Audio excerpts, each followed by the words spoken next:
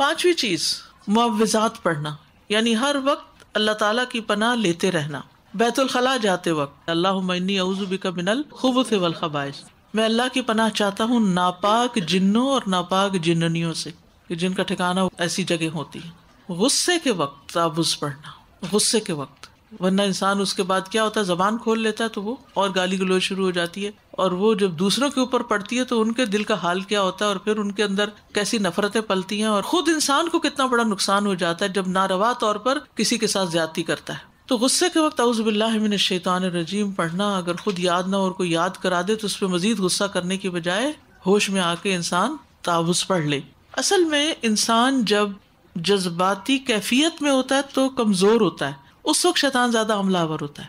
جب آپ بہت کہکے لگا رہے ہوتے ہیں، ہنس رہے ہوتے ہیں، اسی لیے آپ نے دیکھا کہ بزرگ جو تھے وہ پہلے، مجھے یاد ہے جب ہم چھوٹے ہوتے تھے تو بہن بھائی ہم بہت سارے تھے ماشاءاللہ، تو گھر میں وہ کوئی لطیفے سنا رہا تو ہنس کے ایک نے شروع کیا تو وہ ہوتا ہے وہ کنٹیجیس ہوتا ہے، ایک ہنستا تو پھر دوسرا شروع ہو جاتا ہے. تو ہمیں ہماری نانی منع کرتی تھی اتنا نہیں ہنستے، تو ہم کہتے تھے ہنستے کیوں نہیں، اس میں کیا برائی ہے.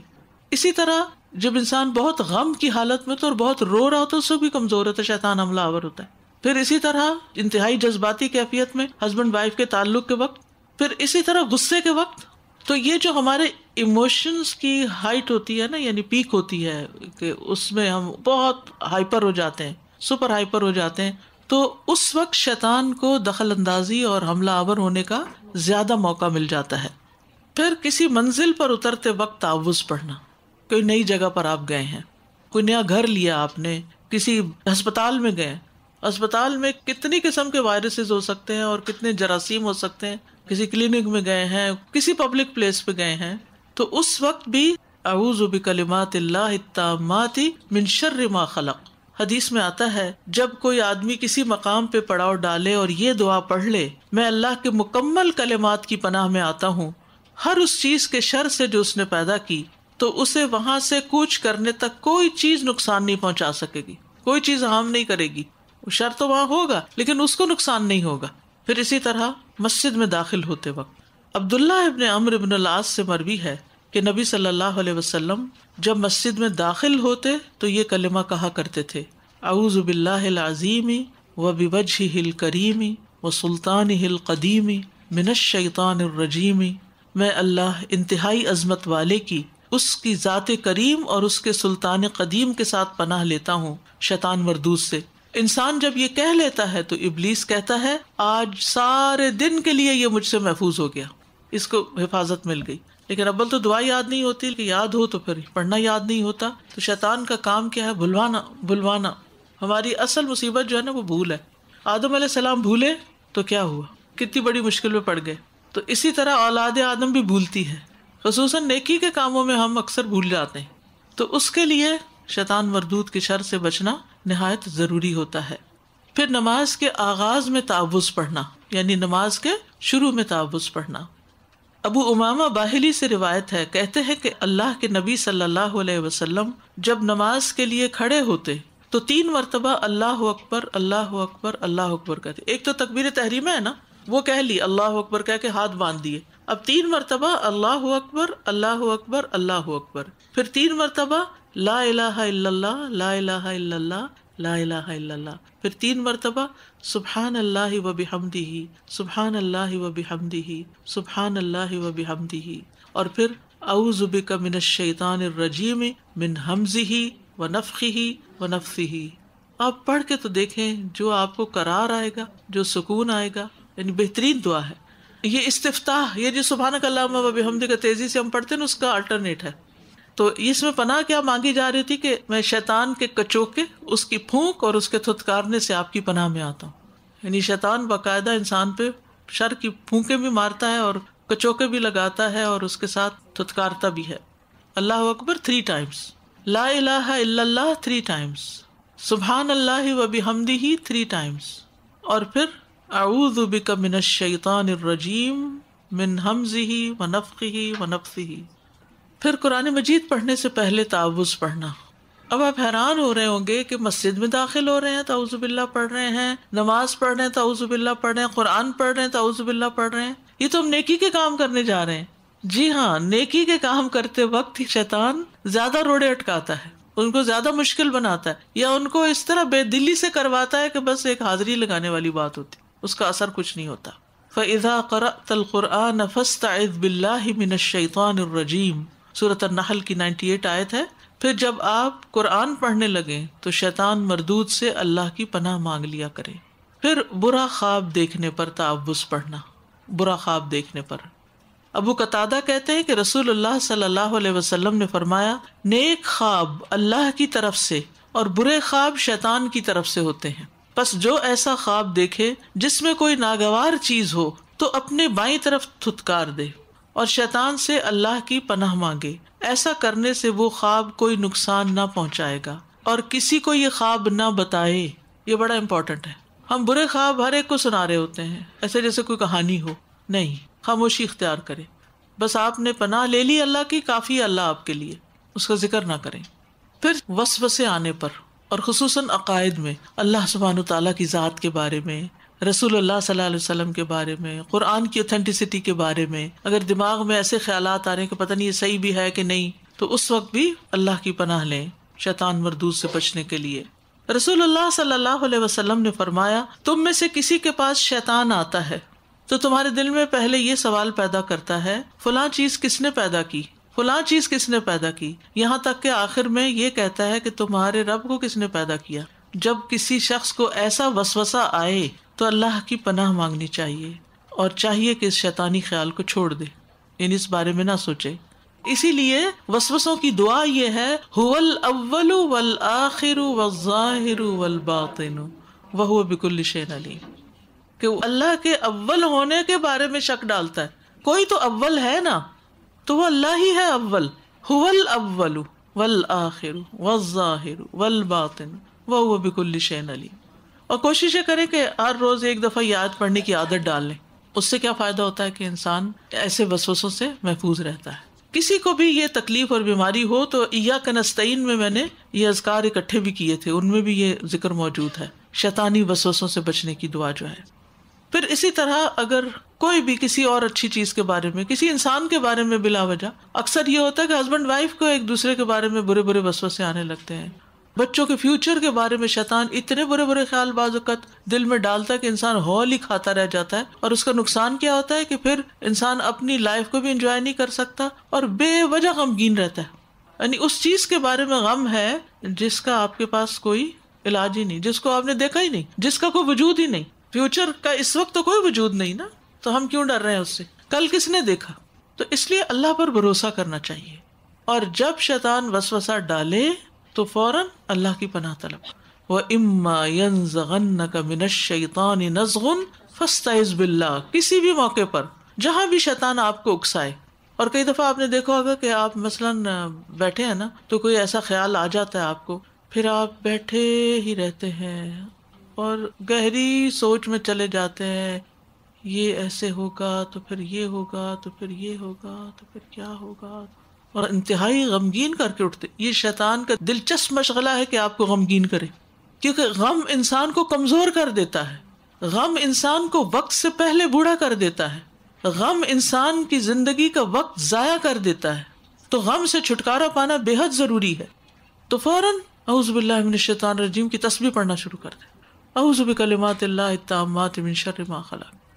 اچھا، اب مثلاً بچوں کی شادی نہیں ہوتی نا، ہم سوچتے بار بار منفی خیال، اس کی تو ہونی نہیں، اس کی تو ہونی نہیں، بھئی کس نے دیکھا نہیں ہونی؟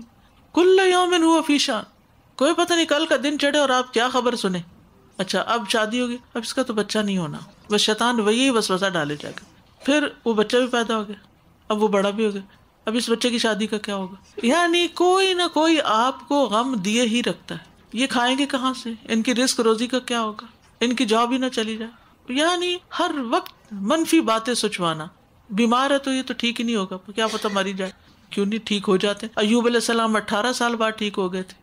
کل ہی میں سوچ رہی تھی کہ ایوب علیہ السلام نے اتنی بیماری کاٹی تھی تو انہوں نے کیا کہہ کے اللہ سبحانہ تعالیٰ سے دعا کی تھی، انی مسنی الشیطان بنصب و عذاب، یعنی تکلیف تو ہے جسمانی، شیطان کے وسوسوں نے اس کو بڑھا دیا۔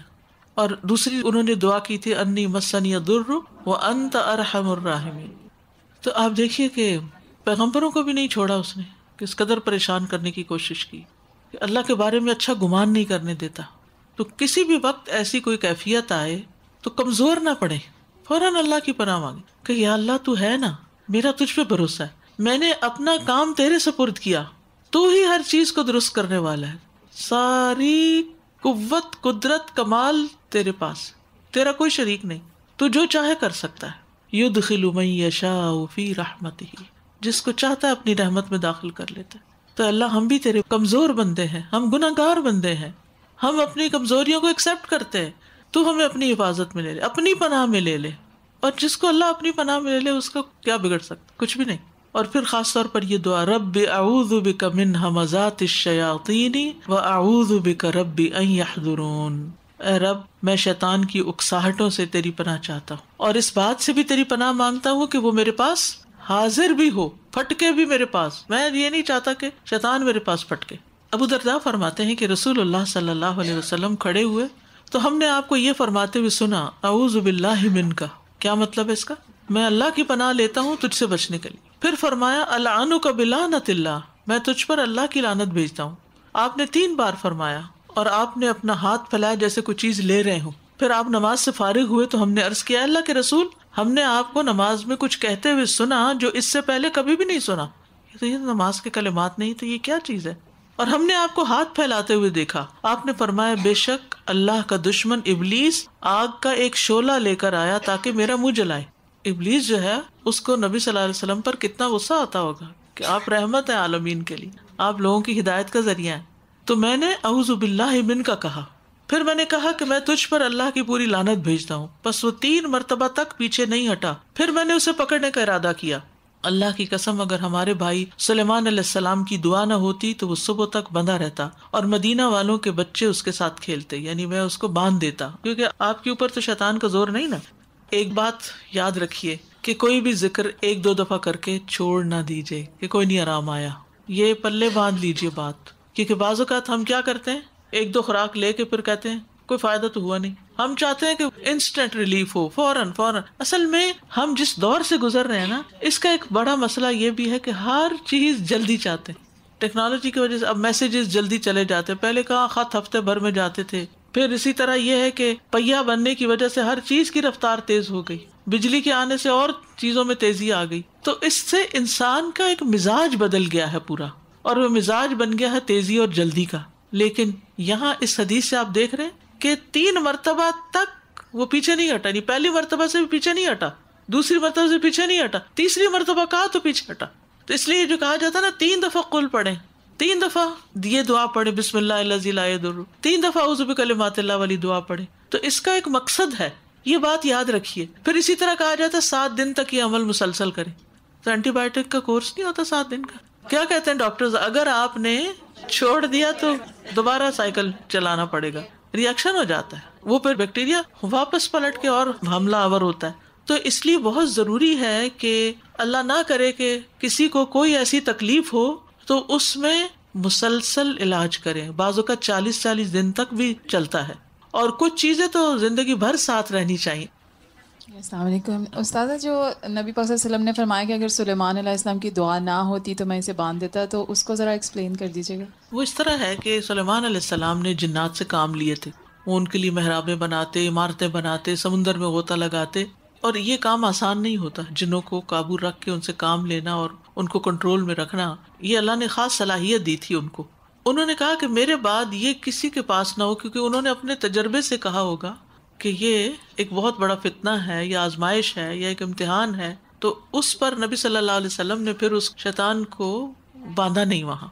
اور اب بھی آپ دیکھیں کہ جو لوگ موکل وغیرہ رام کرتے ہیں یا جن قابو کرتے ہیں، وہ بڑے عجیب و غریب چلے کاٹتے ہیں اور بعضوں کو شرکیہ کام کرتے ہیں. جیسے میں نے عرض کیا تھا نا کہ وہ ان سے شرکیہ باتیں بلواتے ہیں یا ان سے غلط کام کرواتے ہیں، پھر ان کی بات مانتے ہیں. پھر اسی طرح بعض لوگ غصے میں آ کے شیطان کو گالیاں دینے لگتے ہیں یا برا بھلا کہنے لگتے ہیں. تو نبی صلی اللہ علیہ وسلم نے فرمایا تم شیطان کو برا بھلا مت کہو، بلکہ اس کے شر سے اللہ کی پناہ طلب کرو. کتنی خوبصورت تعلیم دی. اچھا، کئی لوگ جب حج پہ جاتے ہیں تو مینا میں کیا کرتے ہیں جمرات کے ساتھ، اس وقت بھی ہمیں کیا پڑھنے کو کہا کہ بسم اللہ اللہ اکبر، یعنی اللہ کی بڑائی بیان کرو. اب 2 چیزوں میں سے ایک ہوتی، ایک یہ کہ شیطان کو اس موقع پہ گالیاں دو، برا بھلا کہو، اور دوسرا یہ کہ اس وقت اللہ کی بڑائی بیان کرو کہ شیطان مردود ہے، بڑا اللہ ہے. تو کتنے خوبصورت کلمات ہمیں سکھا دیے کہ ہر کنکری کے ساتھ بسم اللہ اللہ اکبر. اب لوگ جوتا اٹھا کے پھینک رہے ہیں، بوتلیں اٹھا کے پھینک رہے ہیں، وہ گندگی سے بھر دیتے ہیں اس جگہ کو، غصے کا اظہار کرتے ہیں. ہمیں یہ تو نہیں کہا گیا کہ وہاں غصے کا اظہار کرو، وہاں تو ایک آپ ریچول پورا کر رہے ہوتے ہیں.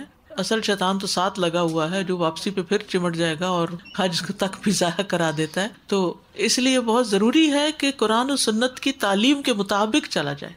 وہی شیطان پھر آ گیا، وہاں بھی نہیں چھوڑتا پیچھا. یہ اس کی خاص دشمنی ہے. پہلے تو کام کرنے نہیں دیتا، پھر کرتے ہوئے بد دل کرتا ہے، پھر کسی طرح کر ہی لے تو پھر اس کو ضائع کرواتا ہے. یہ اس کی چالیں ہیں. تو اس لیے بہت ضروری ہے کہ انسان قرآن و سنت کی تعلیم کے ساتھ لگا رہے، اور اس کے لیے ریمائنڈرز چاہیے ہوتے ہیں. مسلسل علم حاصل کرتے رہنا چاہیے. امام ابن قیم کہتے ہیں نا کہ انسان کو کھانے کی اتنی ضرورت نہیں، وہ تو دن میں 2 دفعہ بھی کھا کے گزارا ہو جاتا ہے، جتنی علم کی ضرورت ہے کہ وہ ہر سانس کے ساتھ چاہیے ہوتا ہے. ایک تو نا شیطان کی نظر بد اور جادو وغیرہ، اور ایک یہ ہے کہ جو ہماری آخرت کو برباد کرنے پہ وہ تلا ہوا ہے، اس سے بچنے کے لیے ہمیں مستقل علاج دریافت کر لینا چاہیے. یعنی ٹھیک ہے ہم شیطان پہ ڈال تو سکتے ہیں، لیکن شیطان پہ ڈالنے کے بعد بے بس ہو کے اس کے آگے نہ بیٹھ جائیں، بلکہ اس سے بچنے کی تدبیر اختیار کریں. بعض اوقات آپ ٹیلی ویژن پہ ریسیپیز دیکھ رہے ہوتے ہیں نا، وہ کوکنگ کی کلاسز، تو وہ بنا رہے ہوتے ہیں، کاٹ رہے ہوتے ہیں، پکا رہے ہوتے ہیں، بنا کے سامنے رکھ دیتے ہیں، لیکن آپ کھا نہیں سکتے ان کو کیونکہ آپ نے نہیں بنائی. آپ نے دیکھ لی مائنیوٹ ڈیٹیل ایک ایک چیز کی بڑے غور سے، بعض اوقات اس کو نوٹ بھی کر لیتے ہیں کہ میں بھی اس کو ٹرائی کروں، لیکن آپ نے کبھی اس کو بنایا نہیں. تو نتیجہ کیا ہوگا؟ آپ سارا دن بیٹھ کے دیکھیں آپ بھوکے ہی رہیں گے. اسی طرح بعض اوقات ہم ریسیپی بکس خرید لیتے ہیں بڑی بڑی، اور ان کی تصویریں دیکھ دیکھ کے خوش ہوتے رہے، ان کی پریزنٹیشن دیکھ دیکھ کے، لیکن اس سے کبھی ہمیں فائدہ نہیں ہو سکتا کیونکہ ہم نے ان کو ٹرائی نہیں کیا. تو اسی طرح ہم جتنا چاہے علم حاصل کر لیں، جتنی چاہے کتابیں خرید کے لے جائیں، لیکن اگر ہم پڑھیں گے نہیں، کریں گے نہیں، تو فائدہ نہیں ہوگا.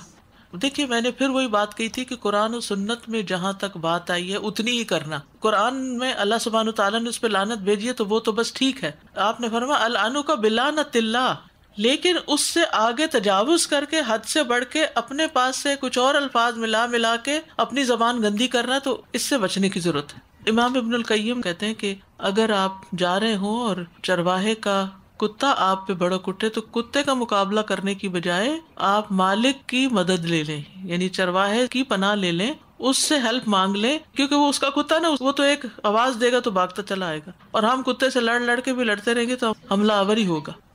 یہ اتنی امیزنگ بات ہے استاذہ جی، تم شیطان کو برا بھلا نہ کہو. اگر ہم شیطان کو برا بھلا نہیں کہہ سکتے تو ہم کسی بھی اور دشمن یا کوئی برے انسان کو برا بھلا کیوں کہیں؟ Why waste energy in magnifying what is negative. یعنی اگر یہ جسٹیفائڈ نہیں ہے کہ شیطان کو برا بھلا نہیں کہہ سکتے، پھر تو کسی زیرو کو نہیں کہہ سکتے. لوگ سیاسی لوگوں پہ بھی بری باتیں کہتے ہیں اور یہ بہت جسٹیفائڈ ہے کیونکہ یہ تو کرتے ہی ہیں ایسا.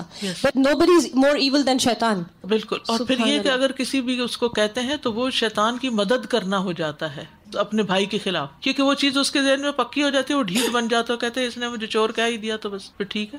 اسی لیے دیکھیے کہ بچے اگر کوئی غلطی کرے نا تو ان کو برا بھلا کہنے کی بجائے دعائیں دیا کریں، اللہ تو ان کو ہدایت دے. جب بچہ کوئی خرابی کرے تو کہیں اللہ تمہیں ہدایت دے، اللہ سمجھ دے. اب دیکھیں جیسے 2 جملے ہیں، تیرا بیڑا غرق ہو جائے، تیرا بیڑا تر جائے. اب آپ کون سی کہیں، ڈوب جائے یا تر جائے؟ تر جائے. ایک لفظ کے فرق سے کتنا فرق پڑ. تو چوائسیز اپنی اچھی کر لیں، ورڈ چوائسیز. السلام علیکم. I want to give an example of my mother. Last year she got very sick suddenly. And people were asking us whether it could be nazar because she was acting very, very strange. She was completely lost. She was sick too. Also, she was saying things that we didn't understand. And I told my sisters, we're just going to recite. I started reciting and she would repeat after me, reciting the whole night through. And I tell everybody, whether it was nazar, whatever it was, but I said Allah was there with us. I honestly, truly believe in the Iyaka Nasta'in and all the du'as we have there, and all the du'as of protection. I remind people, don't forget these du'as, don't forget the du'as. Because when you see somebody says they're sick, I said yes, but that is from Allah too. کیونکہ یہ sickness اس کے پیچھے کوئی وجہ ہوتی ہے. بعض اوقات ہمیں غفلت کی زندگی بسر کر رہے ہوتے ہیں، بعض اوقات ہم اپنی آخرت کو بھولے ہوئے ہوتے ہیں، بعض اوقات ہماری دعاؤں میں کمی ہوتی ہے، ہماری عبادتوں میں کمی ہوتی ہے. اللہ سبحانہ تعالیٰ کو امتحان لے آتا ہے تو پھر ہم we turn to اللہ سبحانہ تعالیٰ، پھر اللہ کی طرف راغب ہوتے ہیں، پھر ہماری عبادتوں میں کثرت ہو جاتی ہے، اس میں خشوع و خضوع آ جاتا ہے، پھر ہم زیادہ سے زیادہ اللہ کی طرف راغب ہو جاتے ہیں، تو وہ بیماری ہمارے لیے رحمت بن جاتی. نظر بد سے اللہ کی پناہ پکڑنا. حضرت عائشہ سے روایت ہے کہ رسول اللہ صلی اللہ علیہ وسلم نے فرمایا اللہ تعالیٰ سے نظر لگنے سے پناہ مانگو کیونکہ نظر کا لگ جانا برحق ہے۔ رسول اللہ صلی اللہ علیہ وسلم نے فرمایا اللہ تعالیٰ فرماتا ہے میرا محبوب بندہ اگر مجھ سے مانگتا ہے تو میں اسے دیتا ہوں، اگر وہ کسی دشمن یا شیطان سے میری پناہ مانگتا ہے تو میں اسے محفوظ رکھتا ہوں، یعنی اللہ تعالیٰ پروٹیکشن دیتے ہیں۔ ہر شر سے حفاظت کے لیے تعوذ پڑھنا چاہیے، جیسے اللہم انی اسألک من الخیر کلہ عاجلہ و آجلہ ما علمت منہ وما لم اعلم واعوذ بک من الشر کلہ عاجلہ و آجلہ ما علمت منہ وما لم اعلم۔ اے اللہ میں تجھ سے ہر بھلائی کا سوال کرتا ہوں، وہ جلد ملنے والی ہو یا دیر سے ملنے والی ہو، مجھے اس کا علم ہو یا نہ ہو، اور میں تیری پناہ چاہتا ہوں ہر شر سے، وہ جلدی طاری ہونے والی ہو یا دیر سے، اور وہ میرے علم میں ہو یا نہ ہو۔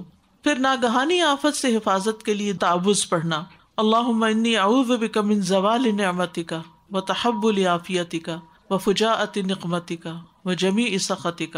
پھر سخت مشقت اور بری تقدیر سے حفاظت کے لیے تعوذ پڑھنا، اعوذ باللہ من جہد البلاء ودرک الشقاء وسوء القضاء وشماتۃ الاعداء۔